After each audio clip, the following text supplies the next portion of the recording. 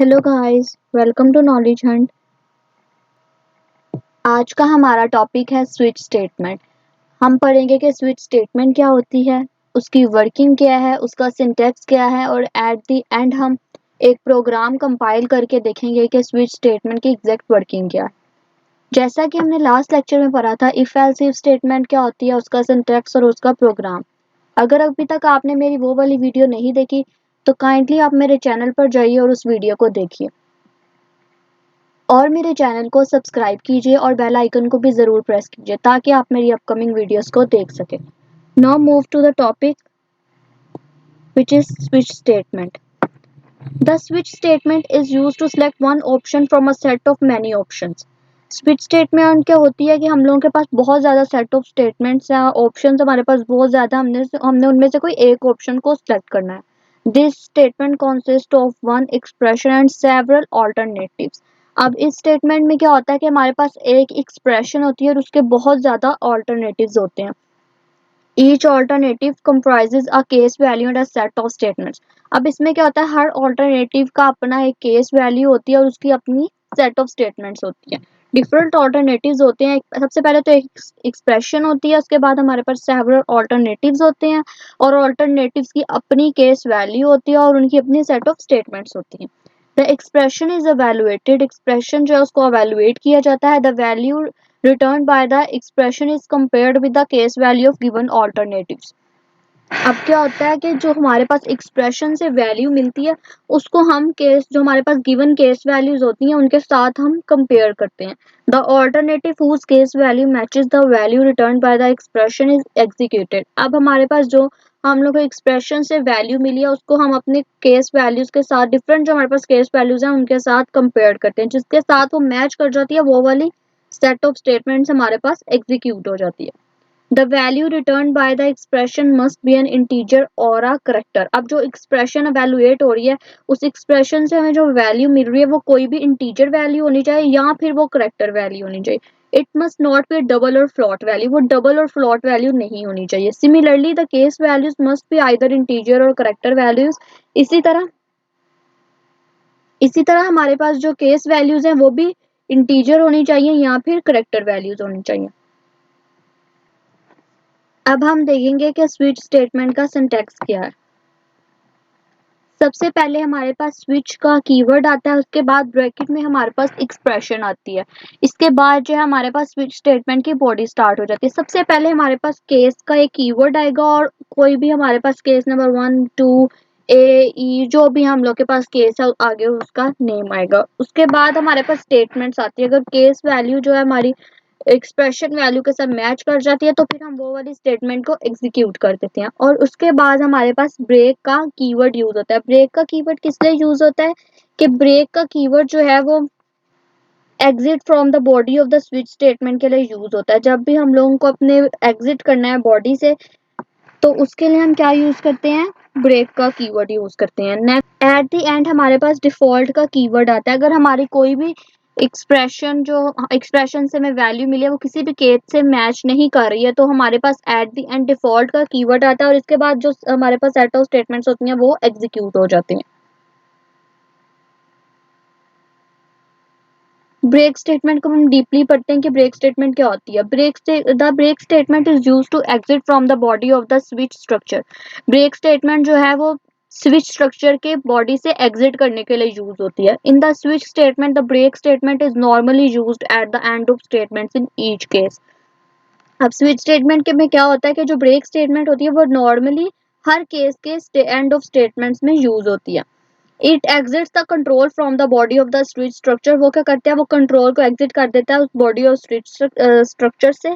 If it is not used at the end of the statement in the cases. अगर ये cases की statements के बाद ना यूज हो तो क्या होता है, then the statements of other cases that come after the matching case will also be executed. अब फिर इसके बाद क्या होता है कि जो हमारे पास अदर केसेस मतलब जो दूसरे केसेस हैं उनकी जो स्टेटमेंट्स हैं वो भी एग्जीक्यूट हो जाती हैं। इसलिए हम लोग ब्रेक स्टेटमेंट को यूज करते हैं। अगर एक हमारे पास जो मैच हो गई है ठीक है, अगर नहीं होती तो वो एग्जिट कर जाता है। अब हमारे पास इसका प्रोग्राम है। Write a program that inputs a character from the user and checks whether it is a vowel or consonant. सबसे पहले हम लोग एक प्रोग्राम लिखेंगे जिसमें हम लोग एक करैक्टर जो है वो यूजर से लेंगे और चेक करेंगे वो वोवल है या नहीं है। अब हम अपने कंपाइलर पर आ चुके हैं। यहाँ पर हम अपना स्विच स्टेटमेंट का प्रोग्राम कंपाइल करेंगे। सबसे पहले हम अपनी हेडर फाइल को एज यूजुअल इंक्लूड करेंगे। #include stdio.h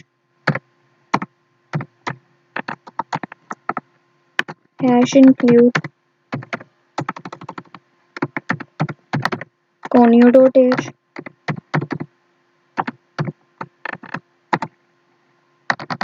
void main। जैसा कि आप सब जानते हैं stdio.h जो है वो स्टैंडर्ड इनपुट एंड आउटपुट के लिए हेडर फाइल यूज होती है और conio.h जो है वो कंसोल इनपुट एंड आउटपुट के लिए यूज होती है। अब हम लिखेंगे अपना मेन फंक्शन। यहाँ से हमारे मेन फंक्शन की बॉडी स्टार्ट हो रही है। सबसे पहले हम एक करेक्टर टाइप, जैसा कि अपने वोवल और कॉन्सोनेंट को जो है वो देखना है कि कौन से हमारे पास यूजर ने क्या एंटर किया है, तो उसके लिए सबसे पहले हम लोगों को एक करेक्टर वैल्यू जो है वो यूजर से लेनी है। तो हम करेक्टर टाइप की वैल्यू को जो है वो डिक्लेयर करेंगे, करेक्टर ch printf। अब हमने वैल्यू जो है वो यूजर से लेनी है। printf enter an alphabet।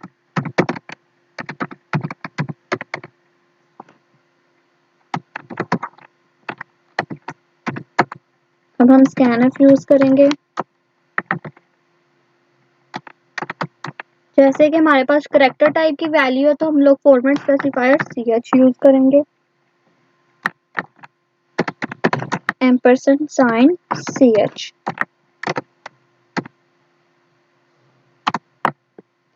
यहाँ से जो है हम लोग स्विच स्टेटमेंट जो है उसको स्टार्ट करेंगे। सबसे पहले स्विच का कीवर्ड आएगा और इसकी एक्सप्रेशन में हमने किसकी वैल्यू देनी है, उस अल्फाबेट की जो हम यूजर से ले रहे हैं, जो हम ch के वेरिएबल में ले रहे हैं।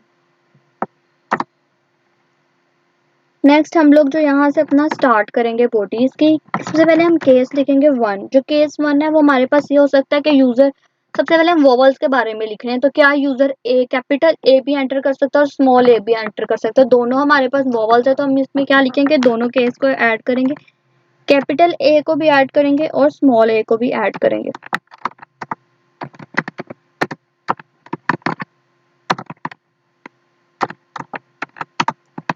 देन हम लोग अपनी स्टेटमेंट लिखेंगे printf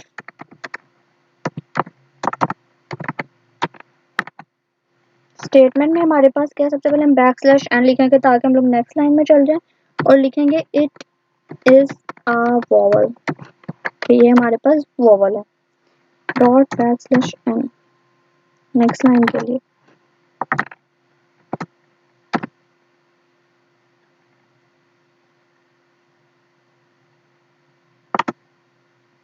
अब हम लोग लिखेंगे ब्रेक का कीवर्ड।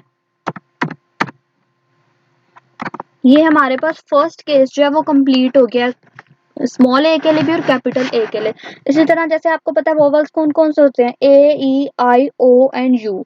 तो अब हम इन सब के लिए जो है वो अलग अलग केसेस लिखेंगे, कैपिटल और स्मॉल दोनों के लिए। अब हम लिखते हैं केस ई के लिए स्मॉल ई, देन हमारे पास केस आएगा capital E, printf it is a vowel,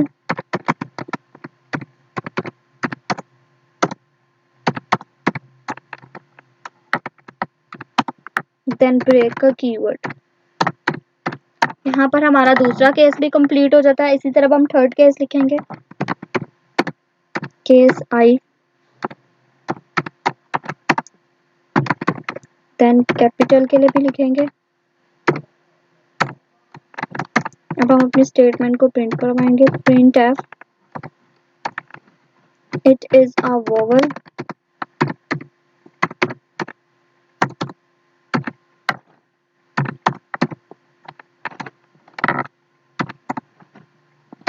then break का कीवर्ड। नेक्स्ट हम लिखेंगे केस ओ,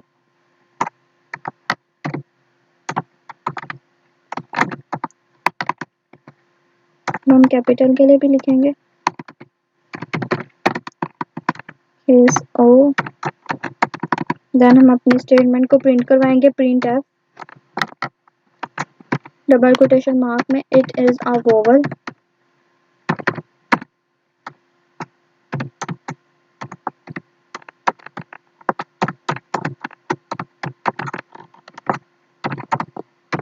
नेक्स्ट हमारे पास ब्रेक का कीवर्ड आ जाएगा। अब हम लिखेंगे लास्ट वाला जो कि है यू, केस यू। देन हमारे पास कैपिटल के लिए आएगा। अब हम अपनी स्टेटमेंट को प्रिंट करवाएंगे, print F double quotation mark में हम लिखेंगे इट इज अ वोवल।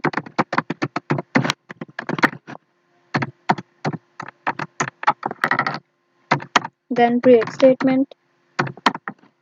अब हमारे जो सारे केसेस हैं उनको हमने कंप्लीट कर लिया है। ए के लिए भी लिख लिया, ई के लिए भी लिख लिया, आई के लिए भी लिख लिया, ओ के लिए भी लिख लिया और यू के लिए भी लिख लिया। सारे वोवल्स के लिए हम लोगों ने केसेस लिख लिए हैं।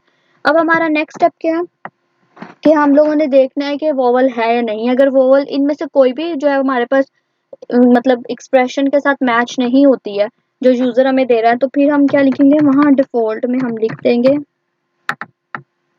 डिफॉल्ट हमारे पास वैसे तो ऑप्शनल होता है, जरूरी नहीं होता कि हम इसमें लिखें, लेकिन हम लोग इसमें लिख देते हैं default print F you entered a consonant, कि हमने जो वोवल नहीं एंटर किया, you entered a consonant.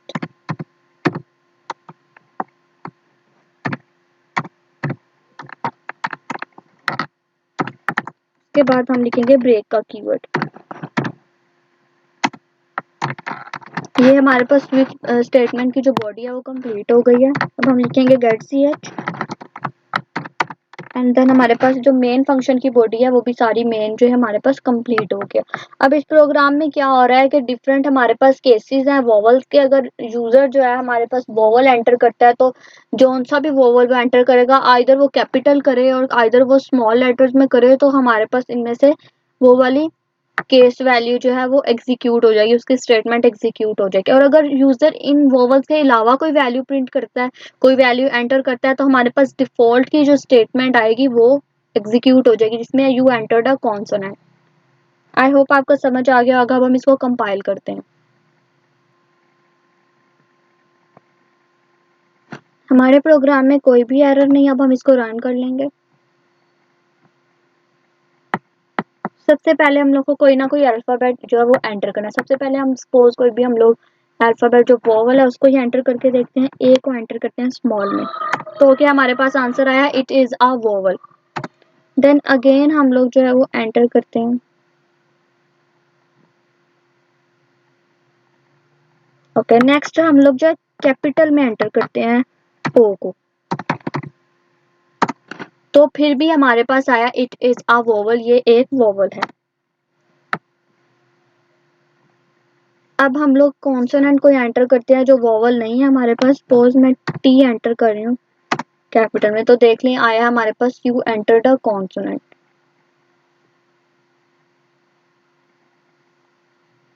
I hope आपको मेरा आज का लेक्चर समझ आ गया होगा। अगर आपको फिर भी कोई कंफ्यूजन है तो आप मुझसे कमेंट सेक्शन में पूछ सकते हैं। अब मिलेंगे हम अपनी नेक्स्ट वीडियो में, तब तक के लिए बाय।